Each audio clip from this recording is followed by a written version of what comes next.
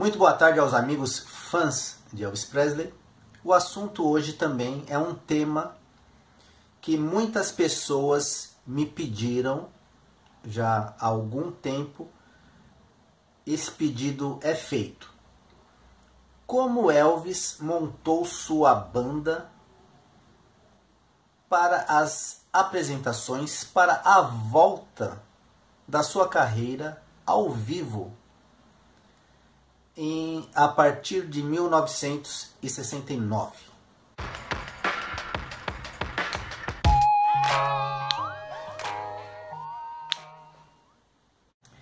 Então, meus amigos, uma pequena recapitulação para nos encontrarmos neste momento, então, onde Elvis está preparando seu retorno aos palcos e precisa de uma banda para acompanhá-lo.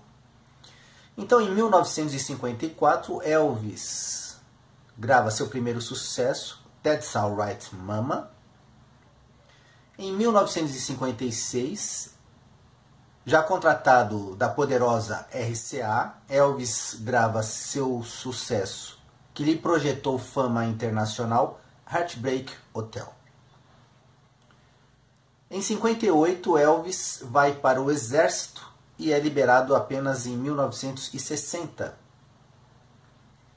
quando ele inicia sua maratona de filmes, que vai até 1968.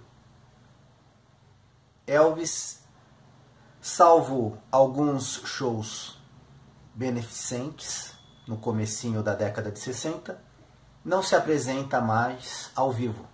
Em 1968, Elvis realiza um programa de televisão, Comeback Special. Com o sucesso desse programa, Elvis então decide voltar às apresentações ao vivo. Então, do livro da Priscilla Presley, Elvis e Eu, vamos ao texto. Um sucesso levou a outro.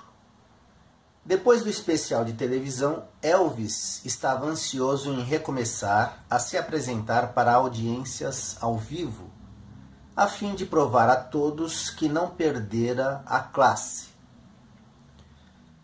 Procurando pela melhor fonte de receita imediata, o coronel fechou um contrato com o quase pronto Las Vegas International, para que Elvis se apresentasse ali por um mês, com um cachê de $500 mil.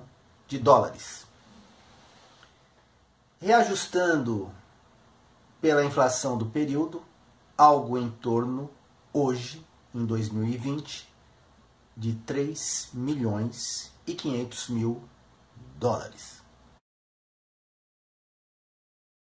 Las Vegas era o desafio de que Elvis precisava para demonstrar que ainda podia conquistar uma audiência ao vivo. Era o que ele mais amava e o melhor que fazia, mas era um grande desafio. Há anos que ele não fazia grandes exigências à sua voz e agora estava comprometido a realizar 2 shows por noite durante 28 dias consecutivos. Ansioso, Elvis especulou se conseguiria aguentar a pressão, se atrairia multidões, se seria capaz de manter uma audiência atenta por 2 horas. Queria que o novo espetáculo fosse aceito, sentindo que tinha agora mais a oferecer do que apenas os giros do rock and roll. Não apenas era um momento crucial em sua carreira, mas havia também a pressão adicional do cachê sem precedentes e o fato de Las Vegas ser a única cidade em que tivera uma apresentação desastrosa 13 anos antes, em 1956. Reunindo os melhores músicos, técnicos de som e iluminação, cenógrafos e coreógrafos, ele não estava correndo qualquer risco desta vez. Vasculhou o mercado à procura dos melhores. Então, a partir de agora, como Elvis reuniu sua banda, e eu trago à baila o livro Careless Love, velho conhecido nosso aqui no canal, de Peter Guralnick. Vamos ao texto de Guralnick.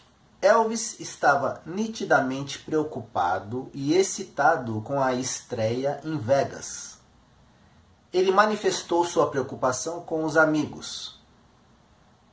Se as pessoas ainda se lembrariam dele, se elas o aceitariam, seria como nos velhos tempos? E falava sem parar com Charlie sobre o ambicioso projeto que tinha em mente, sobre como era a oportunidade perfeita para mostrar todos os diferentes estilos musicais que tiveram um significado tão importante em sua vida. Ele conversou com praticamente todo músico de seu conhecimento sobre acompanhá-lo em Las Vegas. Entrou em contato com seus velhos companheiros, os músicos de Nashville, alguns da Califórnia e outros da sessão de gravação de Chips.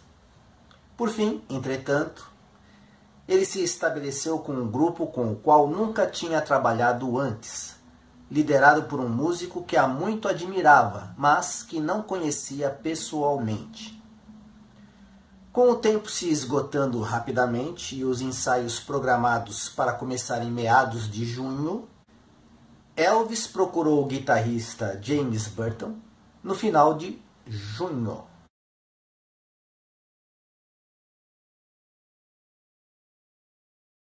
James era um músico extremamente versátil.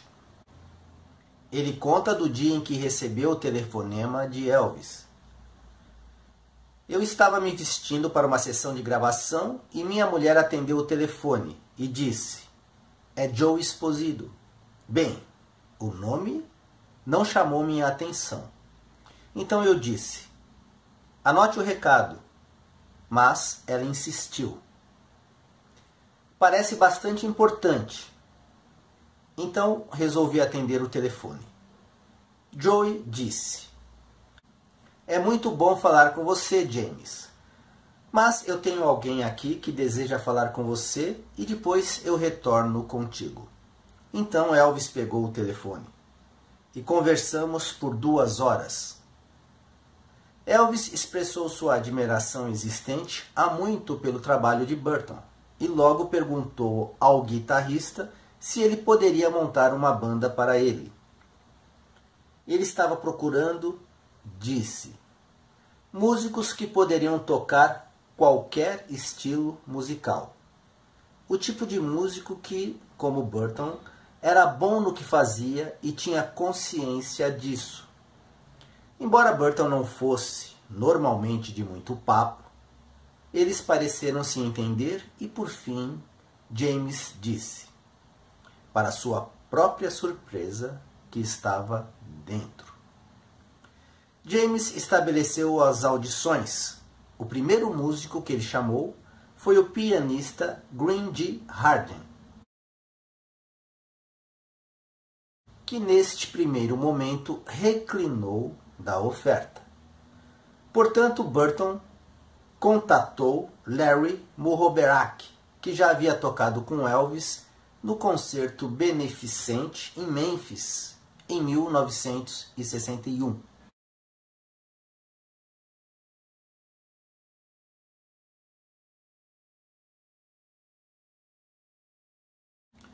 O baterista Rich Frost também rejeitou, componente da banda de Rick Nelson, que simplesmente não queria a chateação de um show ao vivo. Jerry Scheff,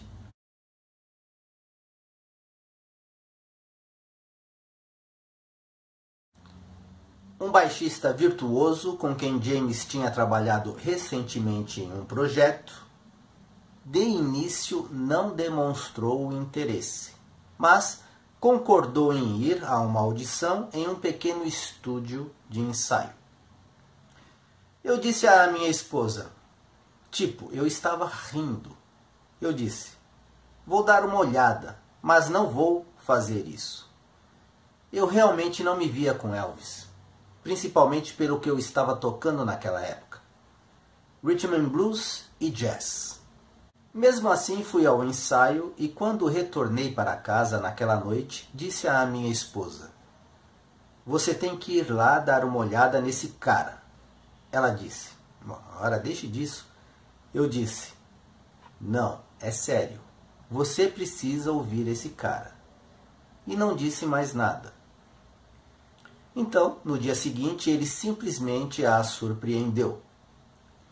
O que havia impressionado Jerry, um hippie ruivo, com ideias alternativas e gosto pelo estilo de vida alternativo, foi a profundidade do compromisso de Elvis com a música, a paixão que ele depositava no que deveria ser apenas uma audição de banda. Chefe descobriu que Elvis estava longe de ficar sentado julgando as habilidades dos músicos. Ele de fato veio para fazer um show. Era como se fosse apenas a banda e ele. Ele fez o que você gostaria de fazer. Todas as músicas que sabia que seria divertido tocar. Ele o entreteria. Ele sabia o que os músicos gostavam de tocar. Eu meio que toquei o que achava que deveria e ele curtiu. Mesmo sabendo que não tinha a menor ideia do que estava fazendo. As sessões em que Jerry levou sua esposa cética no dia seguinte foi a última da série de audições de ensaios. Burton conseguiu a aprovação de Elvis do guitarrista John Wilson.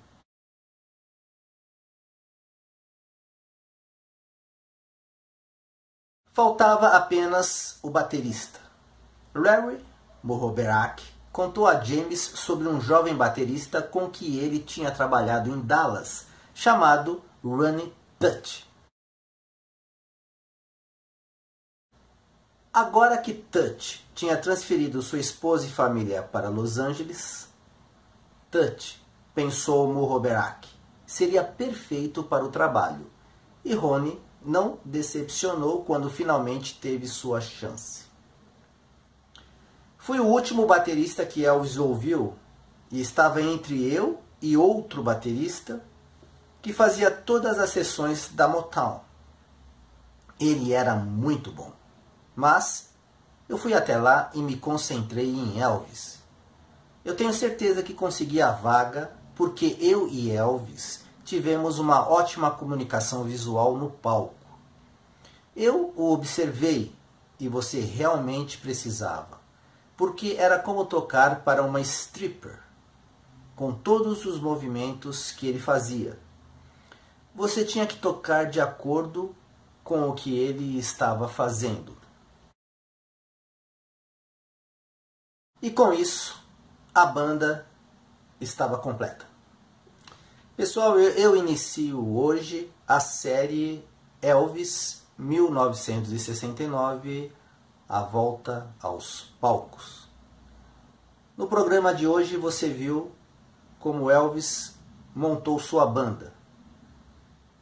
No programa de amanhã vamos ver como ele seguiu escolhendo os componentes para atuarem consigo no palco. Amigos e amigas, Elvis Forever!